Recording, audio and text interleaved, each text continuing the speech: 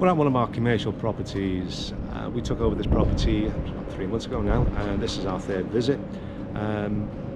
When we originally take over the property, we issue the client with a folder. It's a pest control folder.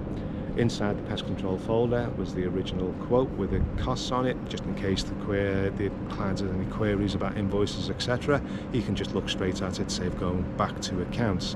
There's a copy of our liability insurance, a copy of the sitemap for the property. On the sitemap, all the bait boxes are indicated and the number of the bait box is indicated as well, so the client knows exactly where they are.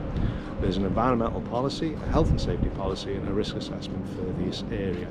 On top of all our bait boxes, we have these stickers.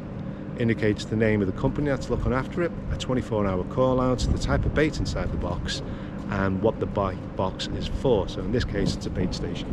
Sometimes people have what they call monitoring stations. Now, monitoring stations has inside a monitoring bait, which is a non-toxic bait. In other words, if the rat eats it, he's not going to die. And it's there to see how much activity is in that area.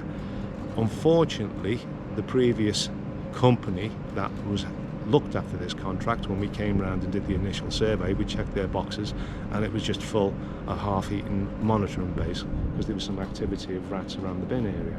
So in my opinion, and it is only my opinion, monitoring bait doesn't do the client any justice. One, it's never going to kill any rodents, and secondly, the reason why pest control firms use it, because it's cheaper than using a pesticide, a bait. And obviously the cheaper it is, the bigger the profit they make.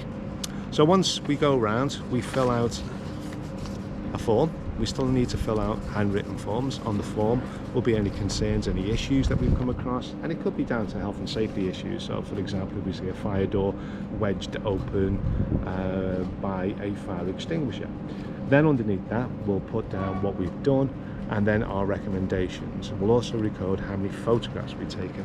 Now, we photograph every single bait box that we've checked. The reason why we do this is it goes on to what we call a follow-on report.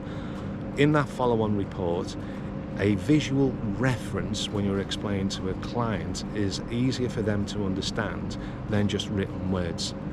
You can actually see what activity is going on in the bait box. You can see what's happening on site. So it's a real good piece of equipment to use. It takes a little bit longer, but it's worth it. Anyway, I'm going to crack on with my inspection. It was good to speak to you.